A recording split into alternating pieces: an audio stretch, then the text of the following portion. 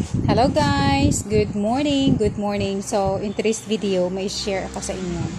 Okay, habang nagaano ako nitong dahon ng malunggay. Actually, kakakain ko lang pero prepare ako ng aking gulay for my snack kasi I'm on a diet. I'm on a diet guys kasi nagpe-prepare ako for my medical. So, ito i-share ko. Diba, as of now, I am working as a call center agent here in our city. Pero napagtanto ko guys na although malaki naman yung sahod dyan, pero iba pa din pala, iba talaga yung income abroad. So, napag-isip-isip ko na why not mag-apply ulit abroad kasi habang pwede pa akong umalis ulit. Kasi I'm almost 42 na, so I'm scared na baka dumating yung araw, magka-college yung bunso ko, baka hindi ko kayanin sa sahod ko dito. Kayanin naman, pero baka yung tamang-tama lang, walang for extra expenses. So, napag-isip-isip ko na mag-apply ako ulit. So, guys, ngayon, nag-apply na nga ako. And guess what? Kung saan ako nag-apply? Of course, nakita nyo naman na sa thumbnail, di ba? Papuntang Turkey, guys.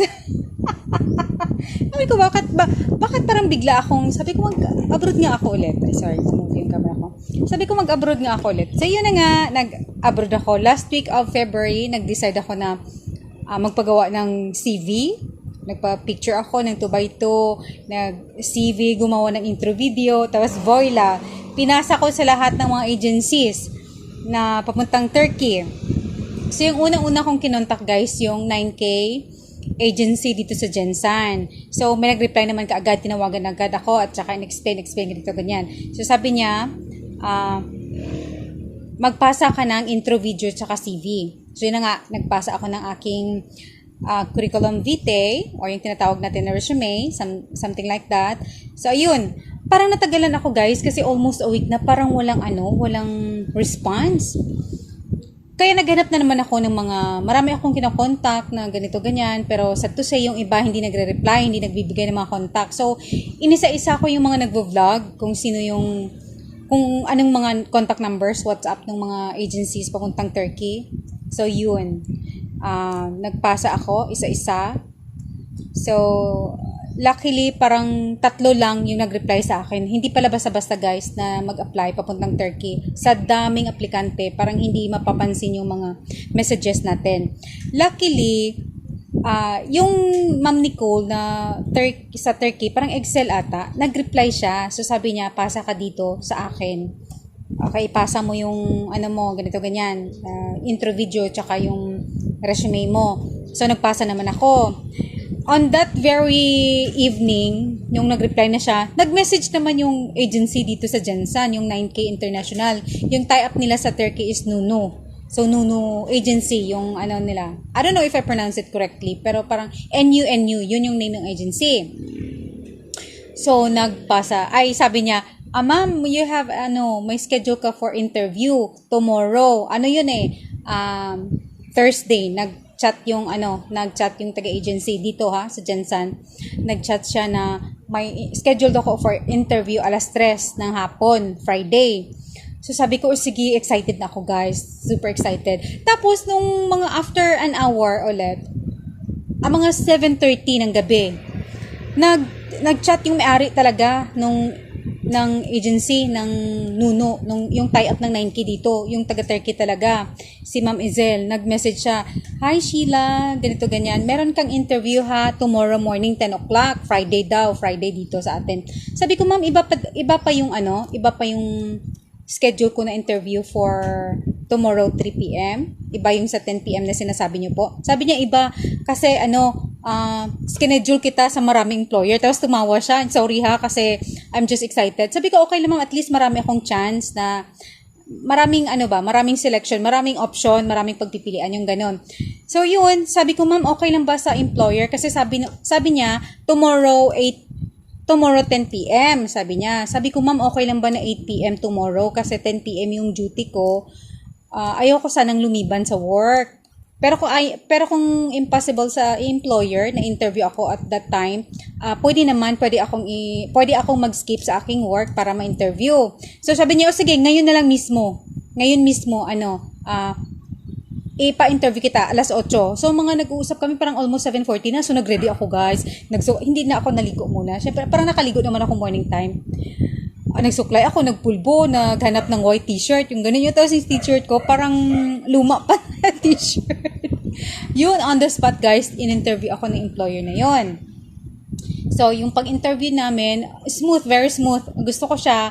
Ang ano lang doon, para magkasama kami nung bata sa room. Pero sabi niya, tulog mantika na yung bata. Tapos maganda yung, gusto ko yung flow ng usapan namin. Tapos sabi ng employer, maaga pa daw natutulog yung bata. Natutulog daw siya on her own. So, 8 o'clock, tulog na siya. So, after daw matulog, i-tidy up ko lang yung kitchen. Yun ang pinaka-importante. Tapos, wala na. Pwede na akong mag-rest. Wala na silang hahanapin sa akin na trabaho. By the way, meron silang Pinay na pinalitan. Pinauwi kasi health issue. So, ako ipapalit. Ay, nasabi ko na ako yung na-select na. Actually, after ng aming interview, hindi pa sinabi kaagad na ako yung napili niya ako. So, na-schedule pa ako ng another interview 3 p.m. Friday. Dalawa yung interview ko ng Friday, 3 p.m. tsaka 4 p.m.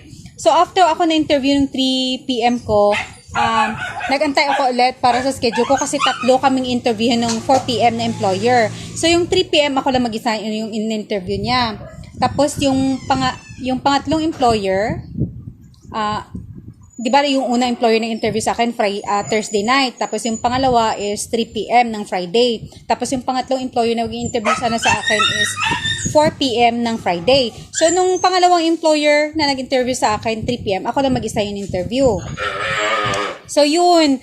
Yung employer na yun naghanap ng mga contact number ng boss ko sa Cyprus, boss ko sa Hong Kong, boss ko sa Romania.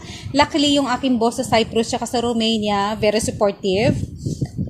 Nagbigay ng kanilang mga reference number, tinawagan yung boss ko sa Cyprus. Parang tinawagan din yung boss ko sa Romania, yung ganun. Tapos, yung pang 4 p.m. na interview guys, yun na. Nagsabi na yung si Ma'am Izel na hindi na kita ipapa-interview sa pangatlong employer kasi yung dalawang employer naglalaban-laban na they're fighting for you already. So, hindi na ako pina-interview doon sa pangatlo. So, yun. To cut the story short, yung unang naka-interview sa akin, naka-hire sa akin is yung unang nag-interview. So, gustong-gusto akong i-hire din ng pangalawa.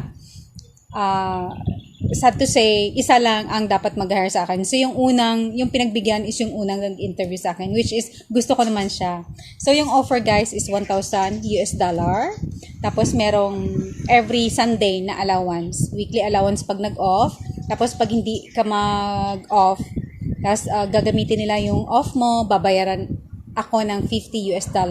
So, yung pangalawang amo pala na nag-interview sa akin is $40 yung ibabayad sa akin pag hindi ako nagbayad. So, mas lamang yung dito sa isa. Nakalimutan ko lang guys itong offer ng nag-hire sa akin kung magkano yung aking Sunday allowance. Kasi yung pangalawang employer na nag-interview sa akin, 500 Turkish lira ang bibigay na allowance every Sunday. So guys, I'm so happy kasi 'di ba, nung una kong apply dito guys pa Turkey. Before kasi before ako nag-apply pa Romania, nag-apply na talaga ako dito sa Turkey guys. Kaso inabot ako ng 1 month, walang employer na gusto mag-interview sa akin. You know why? Kasi at that time, ang hinahanap mostly ng employer, kasi kahit yung may-ari ng East-West ata yung name ng agency, mga education, major in English. So, kahit wala kang experience, basta major in English or education ka, BSc Ed ka, suwak ka kaagad sa banga. So, natagalan ako nun guys. Wala akong 1 month na, wala pa akong interview. Kaya, naisipan kong mag-apply na lang para Romania. Gusto ko kasi at that time, kasi $800 yung kanilang starting. So, para sa akin, magandang offer. Pero, ito na nga guys, ito na siguro yung chance ko. Sana nga, pumasa ako sa medical kasi yun naman, di ba, medyo mataas. Hindi lang medyo, mataas yung sugar ko. Kaya ito, nag-start ako maggulay-gulay. Gulay na lang, less carbs na. Para sa aking medical ay, yun, hindi ako mahirapan. Okay? So guys, i-update ko kayo. Napasa ko na yung aking document sa agency. And then, yung amo ko nag-message sa akin directly. Sabi niya, we already started processing our documents from our side. I hope na in your side daw, on my side, is i-start ko na din. So, yun, sabi ko, napasa ko na lahat sa agency. Inaantay ko na lang yung advice ng agency, sabi ko. So, yun. Update ko kayo, guys. Okay? So, yun na yun. Turkey na naman tayo, guys. Eto, papunta na naman tayo ng Turkey sa awa ng Panginoon. Okay? So, guys, thank you so much sa panonood.